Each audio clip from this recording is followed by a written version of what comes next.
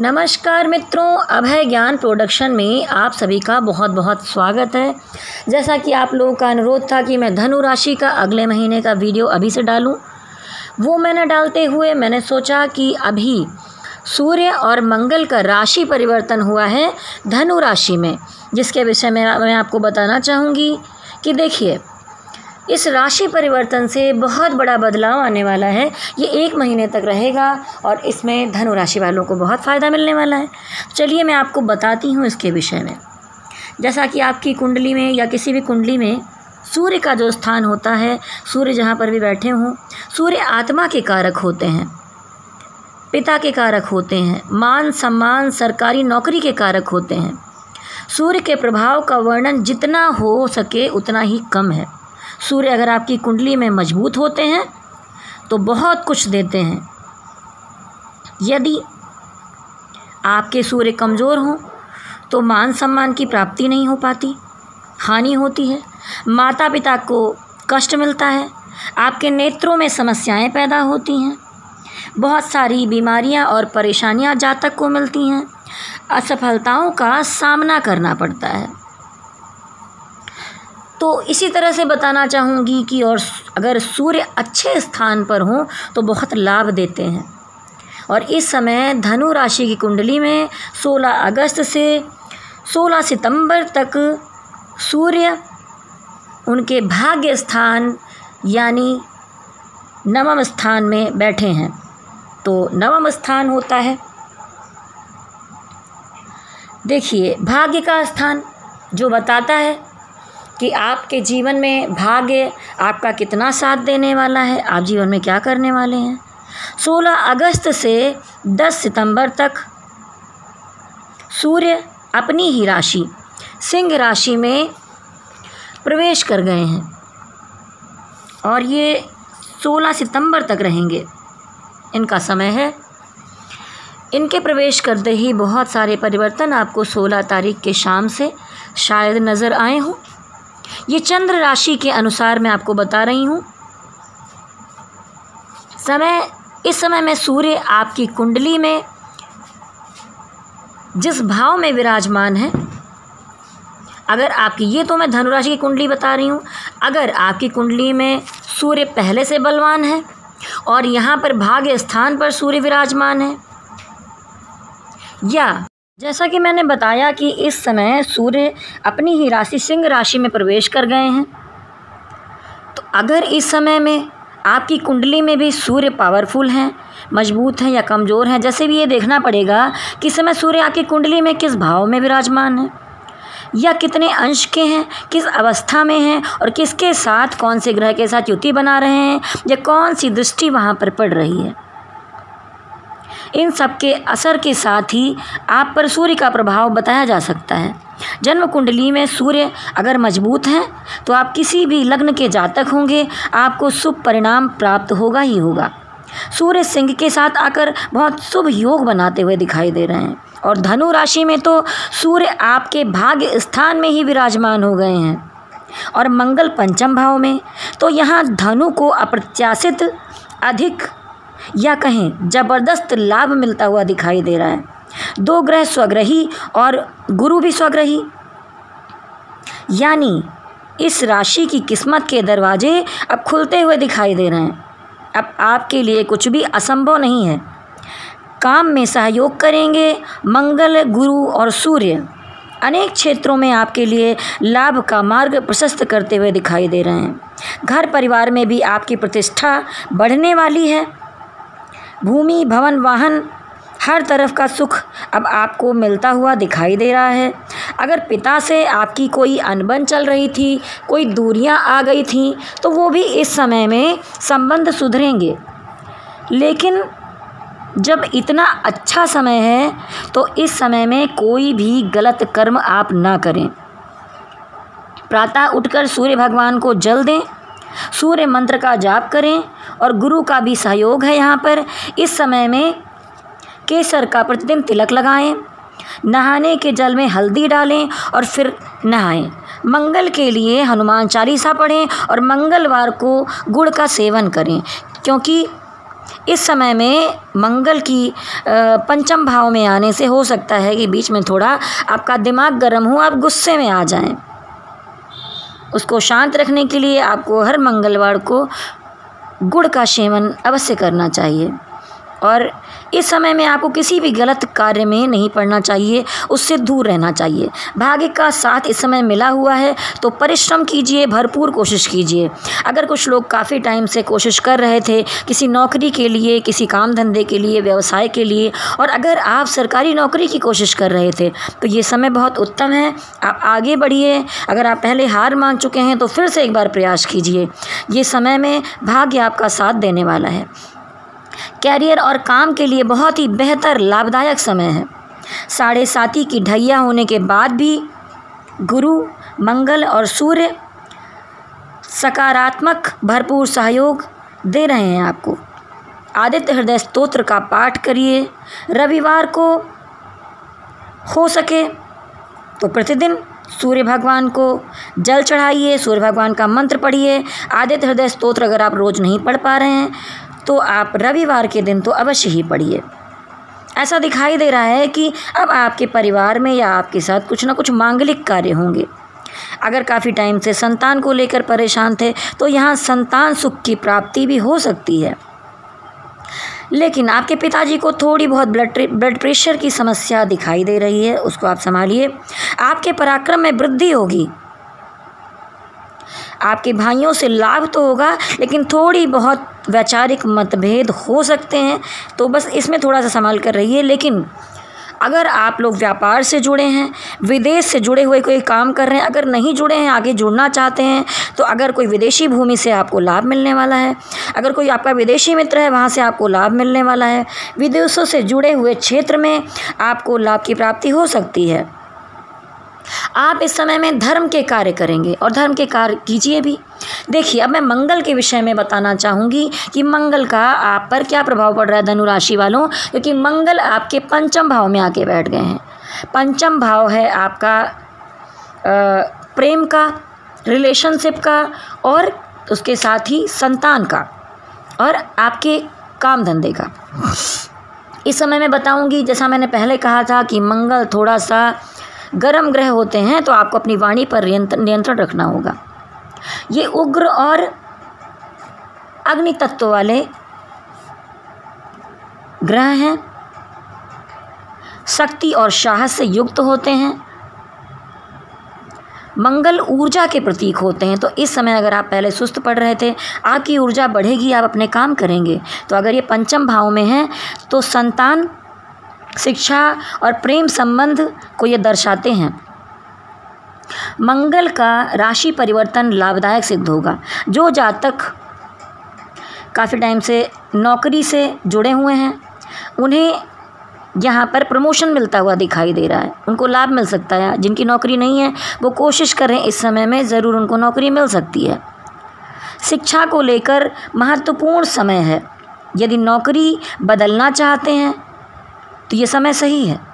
जो लोग किसी भी विदेशी कंपनी या विदेश से कोई भी जुड़कर काम कर रहे हैं या करना चाहते हैं, उनका समय काफ़ी बेहतर दिखाई दे रहा है। कारोबार व्यापार में बढ़ोतरी होगी क्योंकि आपके रिलेशन में मेलजोल बढ़ेगा, काफ़ी संपर्क बढ़ेंगे, आपका जनसंपर्क बहुत अच्छा रहने वाला है। यहाँ लाभ की प्राप्ति हो सकती है। कोई भी अगर विद्यार्थी हैं, कंपटीशन में आप कुछ आगे करना चाहते हैं तो आपको अच्छी सफलता मिल सकती है। अगर आप अपनी संतान को लेकर कुछ चिंता में थे तो इस समय अब आपको चिंता से मुक्ति मिलेगी। नवविवाहित हैं अगर आप, तो ये समय आपके लिए काफ़ी अच्छा रहेगा। संतान का योग बनता हुआ भी दिखाई दे रहा है। कोई भूमि संबंधी कोई मामला अगर अटका हुआ था तो अब वो आपके फेवर में आता हुआ दिखाई दे रहा है। ज़मीन या प्रॉपर्टी आप नया कुछ चाहें, बहुत टाइम से कोशिश कर रहे थे तो आप ख़रीद भी सकते हैं। कैरियर में अपने बदलाव ला सकते हैं। प्रेम संबंधों में परिवर्तन देखने को मिलेगा। पति पत्नी के जो मनमुटाव चल रहे थे उसमें परिवर्तन आएगा। थोड़ा आप दोनों में पैचअप होगा और आप अच्छी दिशा की तरफ आगे बढ़ेंगे। और जो सिंगल हैं उनको इस समय पे मुझे दिखाई दे रहा है कि प्रेम के, शादी के या रिलेशनशिप के लिए कुछ नए नए प्रपोज़ल मिलते हुए दिखाई दे रहे हैं। आपके पास ऑप्शन होंगे, आप चुन सकते हैं। जो अविवाहित हैं उनके लिए कहीं ना कहीं से रिश्ते आते हुए दिखाई दे रहे हैं। आपकी तरफ पहले से जितनी परेशानियां थीं, कुछ खुशियां आती हुई दिखाई दे रही। आर्थिक स्थिति में सुधार होगा।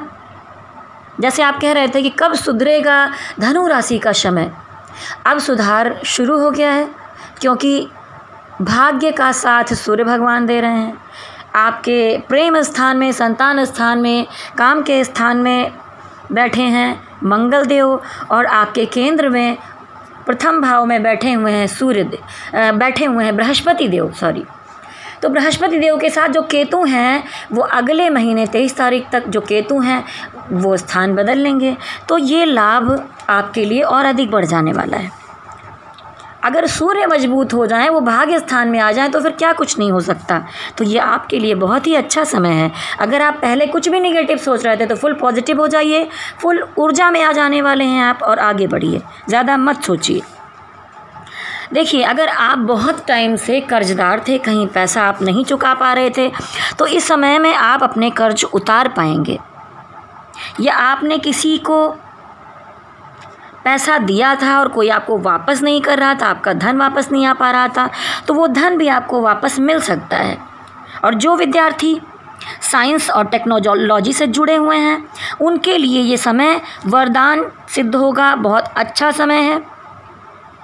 उच्च शिक्षा के लिए जो लोग तैयारियां कर रहे थे, या आप पढ़ाई कर रहे हैं, कंपटीशन के लिए आगे बढ़ रहे हैं कि किसी जॉब में जाना है, तो आप दिशा बदलना चाहते हैं, कुछ और आगे करना चाहते हैं, तो ये समय आपके लिए बहुत उत्तम है।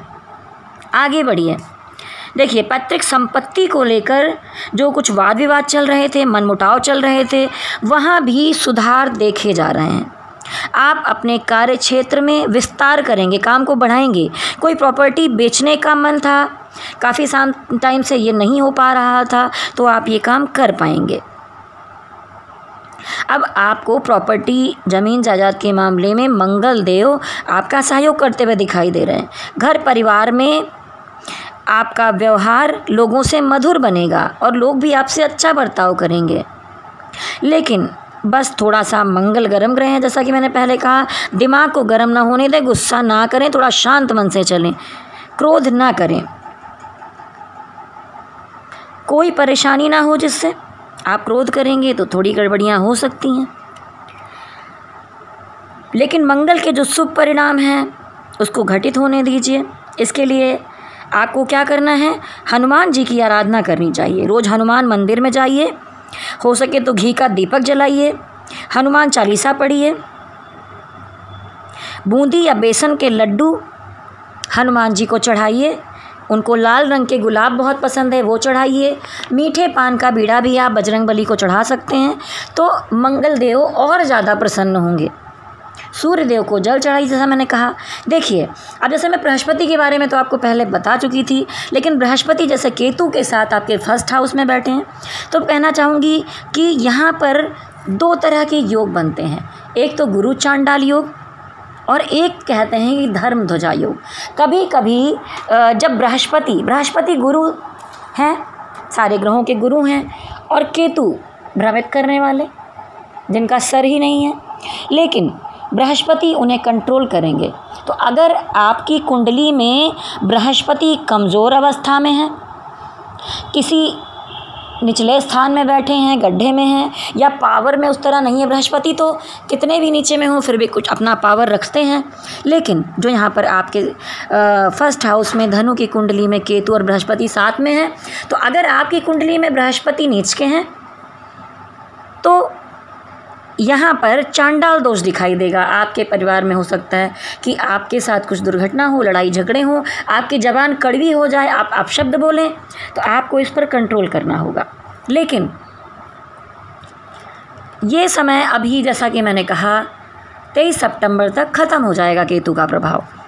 तो आप बृहस्पति का जैसा कहा कि उपाय कीजिए। और हाँ, अगर किसी की कुंडली में बृहस्पति देव मजबूत स्थान पर बैठे हैं, अच्छी डिग्री में है तो ये देखना होगा कि उन पर किसकी दृष्टि पड़ रही है, कौन सा ग्रह साथ में है। अगर सब कुछ बहुत उत्तम है आपकी कुंडली में बृहस्पति देव को लेकर तो ये धर्म ध्वजा योग बनाता है। केतु आपको धर्म की तरफ ले जाएंगे, आपका ज्ञान बढ़ेगा, आप धार्मिक बनेंगे, आप दान पुण्य करेंगे, आप आध्यात्म की तरफ मुड़ जाएंगे, आप ध्यान मेडिटेशन योग साधना करेंगे, आप अच्छे कामों की तरफ बढ़ेंगे। तो बृहस्पति और केतु की जो ये युति है ये सिर्फ नुकसान ही नहीं करती कि जैसे मैंने पहले बताया था कि गुरु चांडाल दोष बनता है, तो केतु इतना प्रभाव नहीं डाल पाता बृहस्पति पर। और जैसे कि जो हमारी धनु राशि है उसके जो गुरु हैं वो स्वयं ही बृहस्पति हैं, उनका पावर है, वो आपको गाइडेंस देंगे ही देंगे। और इस समय पर आपके 2 ग्रह और भी स्वग्रही हो गए हैं, आपका भाग्य स्थान, आपका संतान स्थान, आपका प्रेम स्थान, आपका जॉब। तो भाग्य अगर अच्छा है तो सारी चीज़ें अच्छी होनी शुरू हो जाती हैं। तो बृहस्पति देव सारी रिपेयरिंग करेंगे जो इतने दिनों में धनु राशि के साथ गड़बड़ियाँ हुई हैं। सूर्य देव, मंगल देव और बृहस्पति देव का आपको अब सहयोग मिल रहा है। तो धनु राशि वालों अब आपको हताश और निराश होने की बिल्कुल भी आवश्यकता नहीं है। अगर आप अपनी कुंडली अगर आपकी बनी हुई है तो उसमें देखिए कि सूर्य कहाँ पर हैं और आपके मंगल कहाँ पर हैं और आपके बृहस्पति कहाँ पर हैं। धनु राशि पर में कहाँ पर है ये तो मैंने आपको बता दिया कि फर्स्ट हाउस में बृहस्पति हैं, आपके पंचम हाउस में ये जो 3 घर होते हैं ये बहुत ही प्रधान होते हैं आपकी कुंडली के लिए। पंचम हाउस में मंगल हैं और आपके भाग्य स्थान पर आपके 9वें हाउस में वहाँ पर सूर्य देव आकर बैठे हैं। इन 3 गुरुओं को आप मनाइए और अपना भाग्य और अच्छा बनाइए। और इसी के साथ ही कहूँगी कि अगर आप हमारा चैनल पहली बार देख रहे हैं तो हमारे चैनल को लाइक शेयर और सब्सक्राइब कीजिए। वीडियो अगर अच्छा लगता है तो आप उसको शेयर भी कीजिए। और अगर आप में से कुछ लोग हैं जिनकी कुंडली नहीं बनी और आप चाहते हैं अपनी कुंडली के बारे में जानना कि इस समय में ग्रहों का प्रभाव आपकी कुंडली पर या आपके जीवन पर क्या पड़ रहा है, ग्रह क्या गोचर कर रहे हैं आपकी कुंडली में, या आप टैरोट रीडिंग करवाना चाहते हैं, आप कुंडली दिखाना चाहते हैं, तो आप मेरी मेल आईडी पर संपर्क कर सकते हैं VIBHA Vibha SINGH Singh ACT80@gmail.com। ठीक है, आप इस पर मुझे मेल कीजिए, वहाँ पर आपको मेरा व्हाट्सअप नंबर मिलेगा। व्हाट्सअप नंबर पे मैसेज कीजिए, अपनी समस्या बताइए, कुंडली दिखाना है या टैरोट दिखाना है, आप मुझसे संपर्क कीजिए। तो इस तरह मैं आपका सहयोग करूँगी।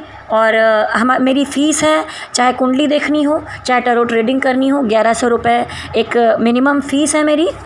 और उसके साथ ही टैरोट रीडिंग में बहुत सारे लोग कुछ क्वेश्चंस के हिसाब से लेते हैं, लेकिन ये जो मैंने मिनिमम फ़ीस रखी है इसमें आपके जितने प्रश्न होंगे उनका उत्तर मैं दूंगी। तो अगर आप चाहें तो मुझे दिखा सकते हैं।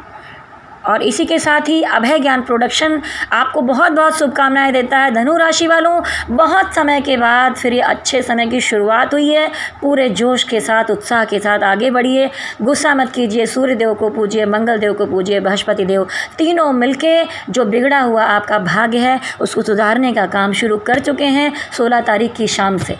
और आप सबने परिवर्तन देखा भी होगा। अगर आपको ऐसा फील हुआ हो तो आप लोग कमेंट्स में ज़रूर लिखिए आपको वीडियो कैसा लगा।